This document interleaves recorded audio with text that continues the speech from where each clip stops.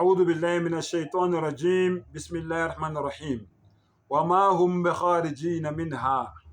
Ngicela u-Allah angivikele kusathane ongathandwa.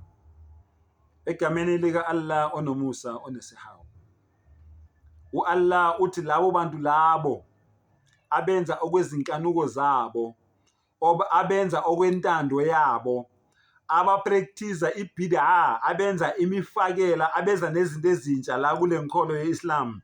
Ngibe ngishilo mina ukuthi al-yawma akmaltu lakum dinakum. Today Islam is being perfected. Today Islam is being completed.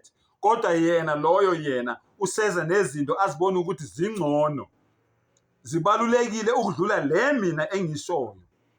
Njengoba ngibatshela abantu ukuthi abantu abaclaima ukuthi bathanda Allah, qul in kuntum tuhibbuna Allah.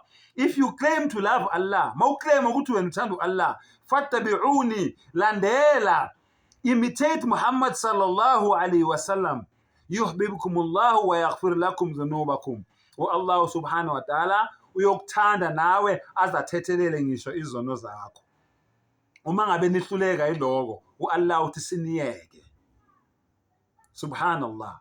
Ifunde Suratul An'am chapter number 6 verse 159. U-Allah uthi mangabe nihlubuka enkolweni, ningafuni ukulalela, siniyeke. Umuntu mawumtshela uzama ukumbonisa, u-Allah uthi miyeke, yimi engizodila naye. Nangelanga lokwahlulela ngizobe ngimlindile, ngizombonisa imisebenzi yakhe emibi le ayenzayo.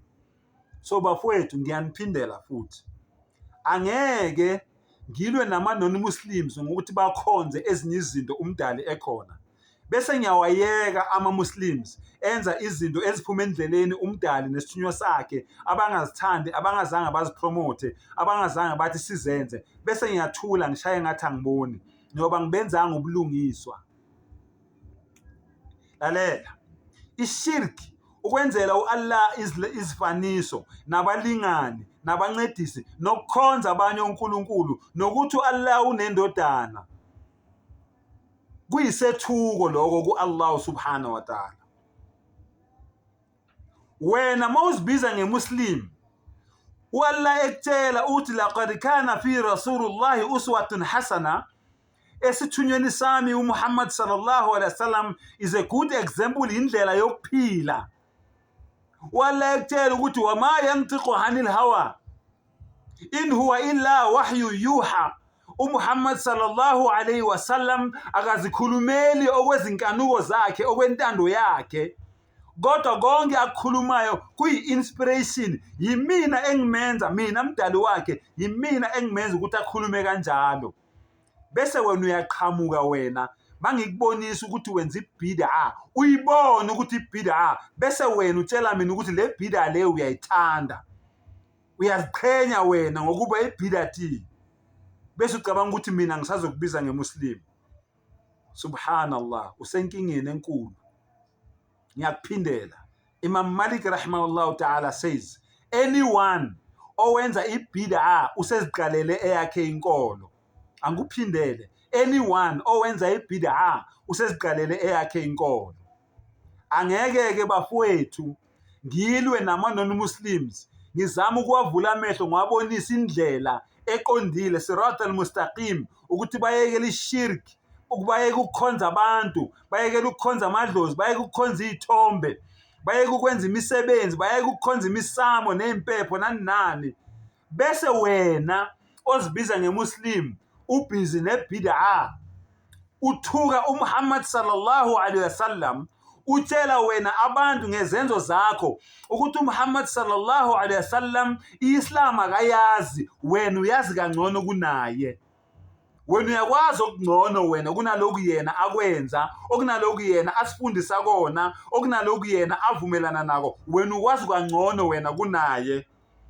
Wena u-Allah makathi Islam i-complete, wena uthi no, ayikho complete, mina ngiyakwazi okungcono engingaku-eda, engikubona mina kukuhle.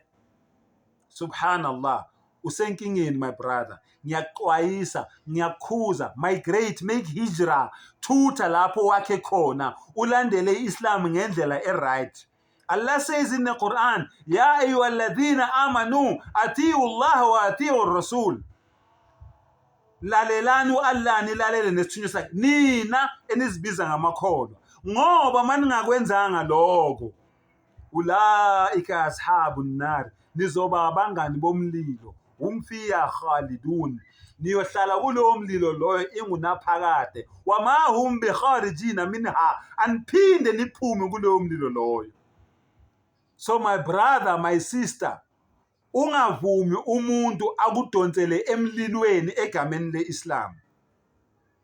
Labantu laba ababhizi nebhid'a bona bayibona ibhid'a inhle, yingakho benesibindi sokuthi batshela amamuslim ukuthi sibayeke, bona bayayithanda ibhid'a.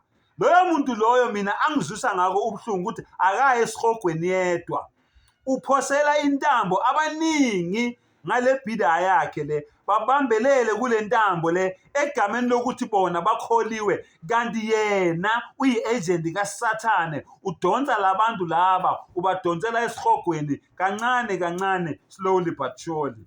Ngiyaxwayisa-ke mfowethu, ngiyaxwayisa-ke dadewethu, stay away from ibhid'a. Lo muntu lo okufundisa lamabhid'a la usekufakile enkingeni, hambela kude naye, otherwise uzongena enkingeni. Wallahi uProphet Muhammad sallallahu alaihi wasallam wayengawakhuluma amanga. Ngiyakuphindela, wallahi uProphet Muhammad sallallahu alaihi wasallam bambuza, one sahaba yambuza yathi, ya Rasulullah, ngibhala yonke into ishoyo, sometimes unokukhuluma izinto noma ukwatile ngoba umuntu uyathukuthela nawe, ngiqhubeke yini ngibhale? Wathi qhubeka ubhale ngoba ayikho into ephuma kulomlomo wami engamanga. So uProphet Muhammad sallallahu alaihi wasallam makathi wena obhizi nebhid'a uyesihogweni, wallahi uyesihogweni, and makathi ngeke akusize, wallahi ngeke azakukhulumela ukuthi uphume esihogweni. And Allah mayethi wake wangena wena esihogweni ngendaba yebhid'a leyo yenzayo, ngeke uphinde uphume, wallahi uzongena ungaphinde uphume, ngoba kusho Allah, kusho umbatha. So my brother, my sister, ngiyaxwayisa, be very careful ngendaba zebhid'a. Angeke ngize nginiyeke, ngiyoloko nginitshelile amabhid'a, ningizonde mangabe niyangizonda, ningizingele mangabe niyangizingela, ningixwayise mangabe niyangixwayisa, noma yini le nifuna ukuyenza, kodwa kusalayo amaqiniso ngizonibekela wona njengoba enjalo, ngoba angibizanga gama lomuntu, mina ngikutshela idini yakho wena ozibiza ngemuslim njengoba injalo. Sengathi umdala ngasivula amehlo, asivula ingqondo, sihambele kude nalamabhid'a la esiwabona sengathi izibada. Yabona mina bengicula isicathamiya, nangelilodwa ilanga angaze ngithi mina ucula kwami isicathamiya is part of idini yeIslam. Njengoba ngicula isicathamiya, Allah uyangibusisa ngokucula isicathamiya, ngize ngasiyeka isicathamiya, angaze ngisho kanjalo. It was just my hobby, into ade ngizithandela yona mina. Uma ngabe bekuyisono, isono phakathi kwami nomdali wami, kodwa angaze ngithi mina ukucula isicathamiya kuyingxenye yeIslam, angaze ngisho kanjalo. So my brother, wena oculayo, wena owenza umusic is haram. Uma ngabe ucabanga ukuthi lowo music loyo wena owenzayo ingxenye yeIslam, usenkingeni, ngoba usuze nomfakela la kuIslam. Mangabe wena lo music owenzayo ucabanga ukuthi Allah uyakubusisa ngaleyo music loyo wena owenzayo, usenkingeni, because that is not ibadah, that is bid'ah, it's haram. Umusic is haram. uRasulullah sallallahu alaihi wasallam uthi umusic hardens the heart, umusic wenza inhliziyo iqine. uHazrat Luqman kusura Luqman uthi umusic ufana nani? Nokumpongoloza kwembongolo. So lower your voice. Cabanga ukuthi ningizwile. Wa akhiru dawana anilhamdulillahi rabbil alamin.